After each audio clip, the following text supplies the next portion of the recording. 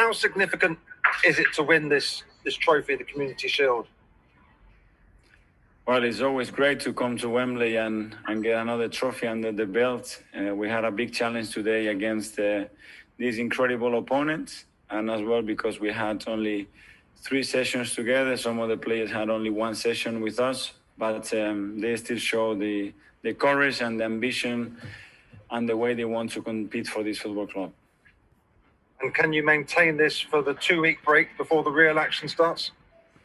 Well, I don't know. It's very unusual mini pre-season, and now we're going to lose a lot of players as well because they are leaving tomorrow with the national teams.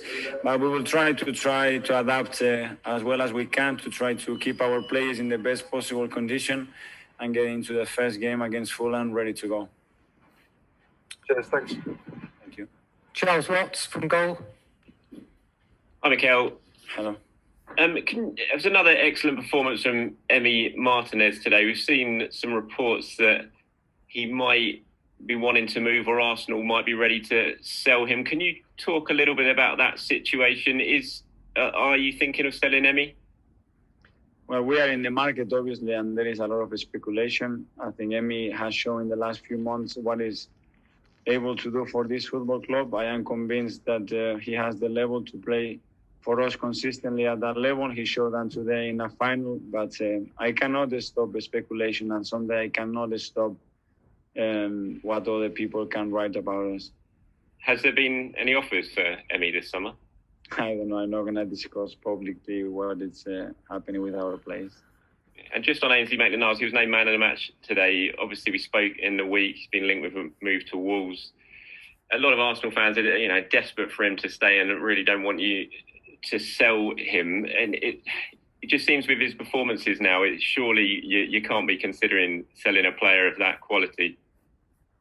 Well, he has to be able to convince me every day in training that he can compete at this level, but not once every 3 months, but every 3 days. And the way he's playing at the moment is showing me that he can do it. His mentality and the way he's going about every single detail about the preparation of a football game is much better than before. And I'm delighted and very happy for him because he's really changing a lot of things around him to become the player that he can be. In his interview, he said he's an Arsenal player until he's told otherwise. So is the ball in your court really regarding his future? Well, the best way to show a player that's how his manager thinks about him, I think, is to give him the chance to play or not. And today in a final, again, he started and he played the 90 minutes like he did against City in the semi-final and against Chelsea as well in the final. Thanks, Mikel. Thank you. Simon Peach. Hi, Mikel. Congratulations. Another Wembley display by your captain, another fine Wembley display. What is there left to say about him? And can you give us another, I know it's a tired question, but is there any update on his contract? No, I keep saying the same thing. I try to do my job, which is convincing that he is at the right place, that he has the right environment here to produce the moments like he's done today and he's done here 3 weeks ago. And I'm very positive that he's going to sign, but there are all the time a lot of things involved in a contract deal, and we are trying to solve them. And also, what about his overall performance? So obviously that first goal he'll take the credit for, but it was a wonderful team move. Yeah, I think the move from the team was really, really good, and he put the ball all the time there where he belongs, which is in the back of the nets. As well, the way he took the last penalty, he wanted to take the last one, and he took it really well, and another trophy for us. So I'm delighted with his performance with and without the ball as well. Rob Draper. Hi, Mikel. How quickly do you need Pierre-Emerick's situation to be sorted out to start the season without sort of the worry that this might drag on for any longer?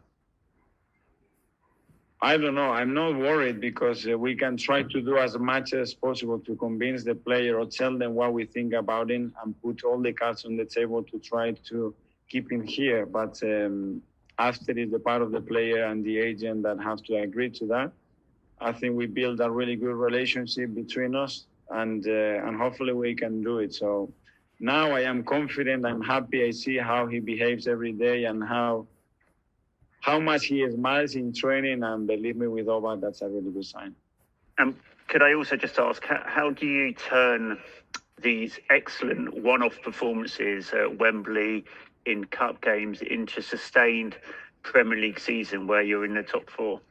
Yeah, that's a different task. I don't think it's a one-off either when you beat the teams that we beat in the last 2 months consistently. But obviously after 10 months, the table showed last season that we are very, very far away and the gap is enormous. And we have to try that gap as quick as possible, really, really short. And in order to do that, there are a lot of aspects in the game that we have to improve. Thanks, Rob. We'll just take a couple of questions with an embargo of 10:30 Sunday night. John Cross.